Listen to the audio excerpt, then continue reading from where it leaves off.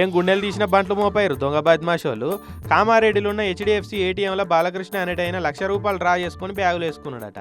ఇక అదే టైంలో స్వామి అనే దొంగ బద్మాషోడు వచ్చి ఆ బ్యాగును ఎత్తుకొని ఉరక చూసిండట. బాధితుడు బడివే ఎవనివిరా నువ్వు అని అయితే బ్యాగును చేత దొంగను చేత గట్టిగా పట్టుకున్నాడు. ఆడు ఇడిపించుకొని బ్యాగును పట్టుకొని ఉరకనికి బాగానే దంలాడిండట. కానీ ఈ అన్న ఉడుం పట్టు పట్టి వాడిని మెసలకుంట చేసిండట. ఇక ఆలో లీలో వస్తారు కదా, వాళ్ళకి చెప్పించి 100 నెంబర్ ఫోన్ కొడితే పోలీసు వాళ్ళు దబ్బును ఉరికిపోయారు స్పాట్కు. ఇక ఈ దొంగని పట్టుకొని చూస్తే వాడు ఇదివరకే డిఎస్పీ పేరు మీద మందికి గుండు కొట్టిన కేసులలో లోపడి పోయిండట. డిఎస్పీనని చెప్పి మందిని బోర్లిచ్చిన కేసులో జైలుకు పోయొచ్చినా కూడా వాని బుద్ధి మారలేదట. మళ్ళా గదే దొంగ పనులు చేస్తున్నాడని తెలిసి పోలీసు వాళ్ళు మళ్ళీ కేసు రాసి లోపడేసిరు. ఇప్పుడు చూడురి ఎట్లా మోపాయిరో దొంగలు. ఏటీఎంలనే కానీ బ్యాంకులలోనే కానీ పైసలు వేస్తందుకు తీస్తందుకు పోయినా చుట్టుపక్కల గమనించుకొని జాగ్రత్త ఉండాలి. ఎవడన్నా వచ్చి మాటలు కలిపి మత్పరిస్తున్నాడు అంటే అనుమానపడి దూరం ఉండాలి. స్కూటీ డిక్కీలల్లా కారు సీట్లల్లా పైసలు పెట్టి హోటళ్లల్లా బాత్కానీలు కొట్టుకుంటా టైం పాసులు చేసుడు కూడా డేంజరే ఉన్నది.